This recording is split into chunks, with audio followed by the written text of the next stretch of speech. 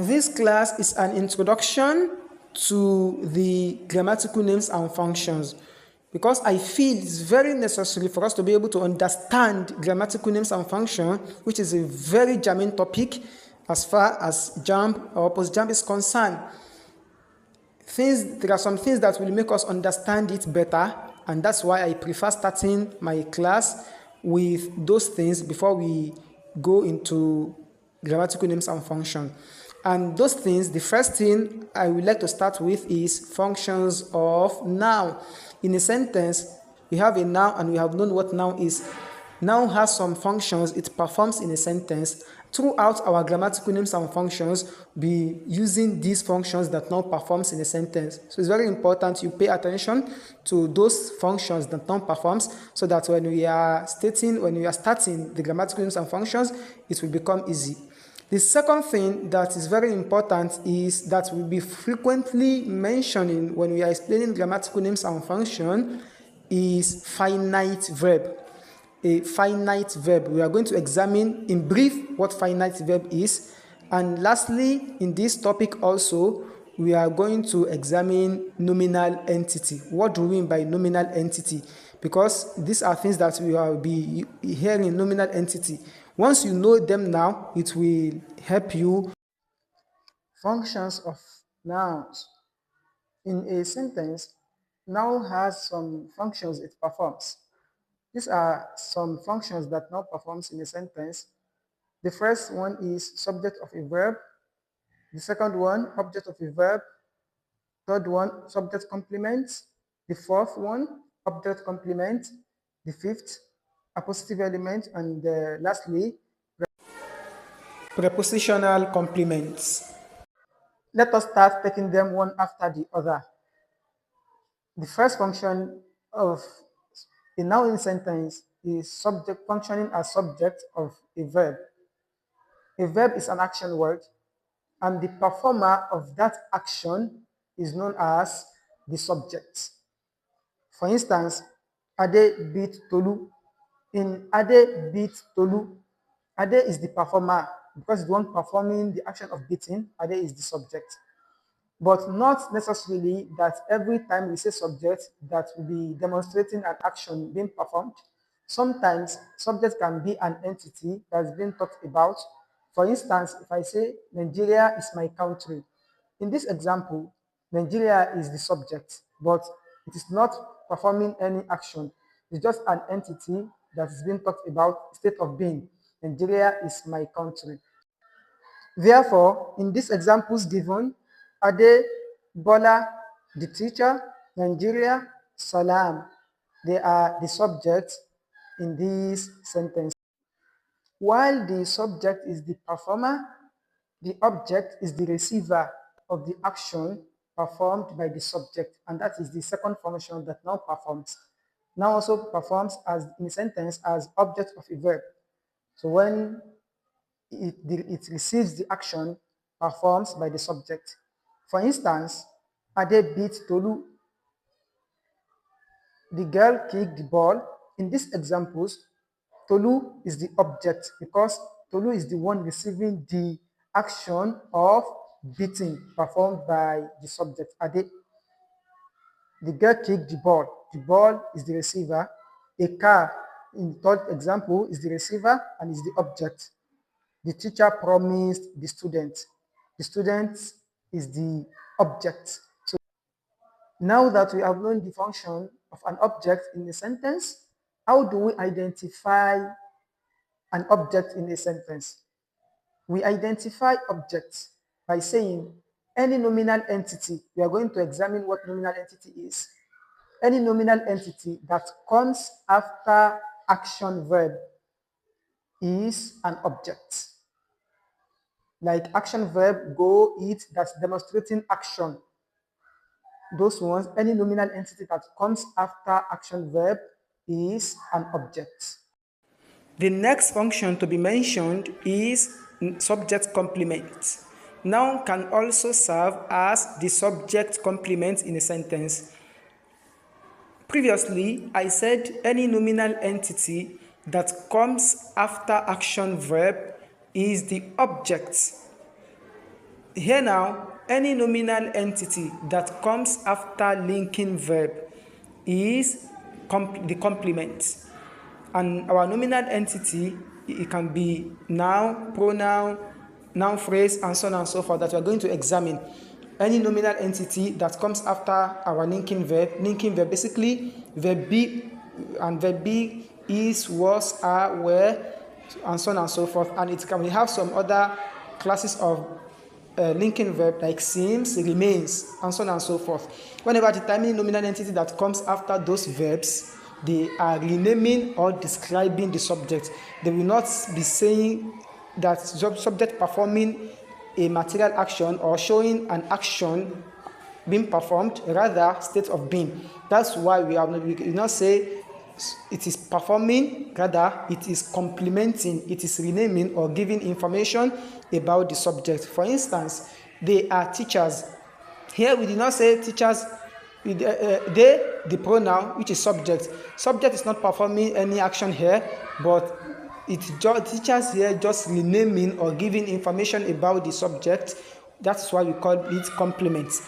And the same thing applicable to the remaining examples. Musa is the captain. Here, Musa is not performing any action, but the captain, which is the complement, it's complementing, it gives additional information about Musa. And based on my earlier explanation, by looking your screen, you should be able to differentiate between objects and complements. So that is the difference between objects and complements. Still on the functions of noun in a sentence. The fourth function that now performs in a sentence is object complement. Whenever the time you hear complement, means that it renames or it gives additional information.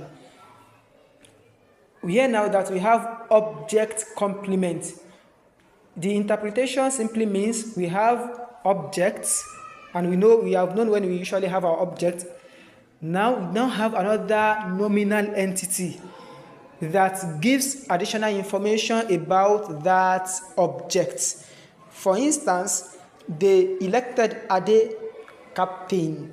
They is the subject, elected is the verb, and it is an action verb. And after action verb comes the object. It means that by default, Ade is the object.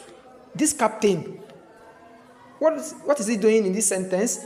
It renames, it gives additional information about Ade being the captain. So it means that it is complementing the object. That's the fifth function that now performs in a sentence is a positive element. Noun can also serve as a positive element to the nominal entity. A positive element is also as complement. It renames or gives additional information. But the difference between a positive element and the complement is that, the nature of complement is that we have linking verb between the subject and the nominal entity, like we example given previously. But in the appositive element, it comes immediately after the subject to rename the subject. This time around, there is no any linking verb between the subject and another nominal entity. But the appositive element, it comes immediately after the subject. It serves as, that is serving in a position 2. For instance, the Mr. James. Who is Mr. James? The principal. Addressed the student. The principal there is complementing, it gives additional information about James. But we cannot call it complement here, despite giving more information, but it is a positive element to the subject, which is Mr. James. So because it comes immediately after the subject, Mr. James. The same thing, Buhari, the former president. Have you seen that Buhari is the former president? Former president is Buhari. It renames, and there is no any linking verb between them. If we say Buhari is the former president, Buhari was the former president, then there is a linking verb between the Buhari subject and the the complement. We cannot call that a positive element, we call it complement because there is linking verb between them. Also, in addition to the explanation of a positive element, you can easily identify a positive element because it is usually surrounded by the comma. Ade, comma. Who is Ade? My brother, another comma, won the prize. So my brother there is a positive element because it renames or it gives additional information about Ade. The last function we are going to examine here is prepositional complement. Noun can also serve as the prepositional complement in a sentence. And what we mean by that is that any nominal entity that comes after the preposition,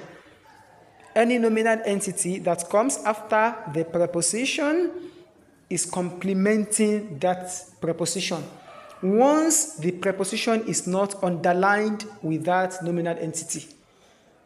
But if preposition is being underlined alongside the nominal entity, that is a prepositional phrase. But we have a preposition, and in front of that or after that preposition, we have nominal entity.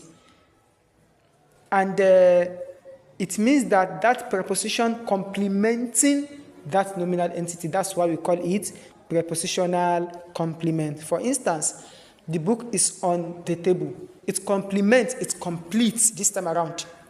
If I just say the book is on and I stop, I think that the sentence is not complete until we have the nominal entity to complete it, being noun, pronoun, and so on and so forth. So it complements, it completes it. The table here is the noun phrase, nominal entity, as I said earlier, and it is complementing the preposition, and that's why it's called prepositional complement. The same thing applicable to she traveled with Bola. Bola is nominal entity, is a noun, and with is preposition. Bola there is complementing the preposition with. Now to a finite verb. A finite verb is a verb that agrees with the subject, shows tense, and can stand as the main verb of a sentence.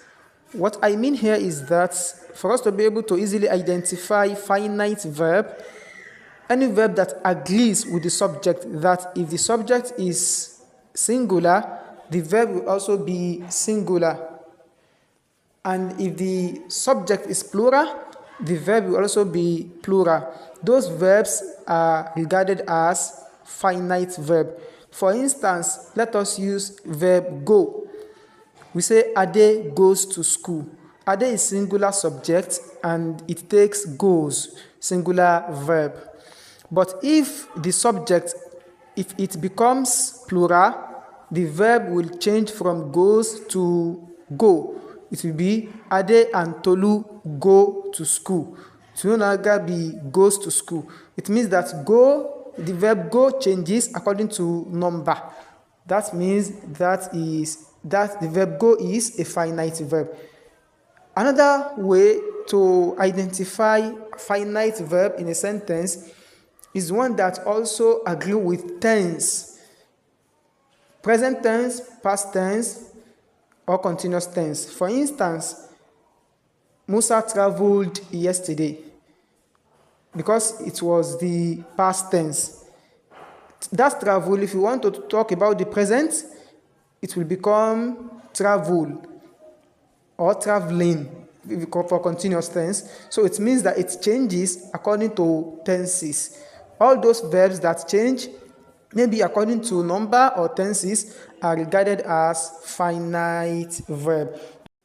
Now to the non-finite verb, the exact opposite of the earlier explanation of finite verb is what we know as non-finite verb. That is to say, a non-finite verb is a verb that does not agree with the subject, does not show tense directly, and cannot stand alone as the main verb of a sentence. So that's why we have three different types of non-finite verb. We have infinitive, gerund, and participle. So for us to be able to understand this better, let us look into these examples I brought. Number 2, She wants to become a doctor. She wants to become a doctor. To become is our non-finite verb here. It does not change. You say she, singular subject. Want there is finite verb, and that's why it changes. It takes singular verb. But to become now, let us see to become. Does it change? It will not change regardless of the number and tense. Let us change this she, subject, singular subject to plural. They want. That want will change. It will no longer have s because it will become plural. Plural subject, plural verb. But this to become, will it change? They want to become. I want to become. She wants to become. To become will not change regardless of the number and tense. That means it is non-finite verb. The same thing applicable to singing. Number 4, for instance, singing loudly, the girl entered. If you want to change, the girl is singular subject, let us change the girl to plural subject. Singing loudly, we entered. Singing loudly, all of us. Having said that, singing loudly, it does not change. So that is non-finite verb, and it's participial here. It's participial phrase here. So those we are going to examine them explicitly in our subsequent classes. What we mean by infinitive, gerund, and participle. So basically, non-finite verb are these things, those verbs that do not change according to tense and number in a sentence, and they cannot stand alone. Now, lastly, the third thing I intend to explain before we go into the class proper, into the grammatical names and functions, is nominal entities. Nominal entities are words, phrases, or clauses that function as nouns in a sentence. They occupy the positions occupied by nouns. Any word or group of words that performs the same function of noun, and by now we must have known those functions that noun performs: subject, object, prepositional, complement, appositive element, and so on and so forth. Whenever at the time you see a word or a group of words in those positions, know that they perform the same function as a noun, and they will mostly be among these 6 things.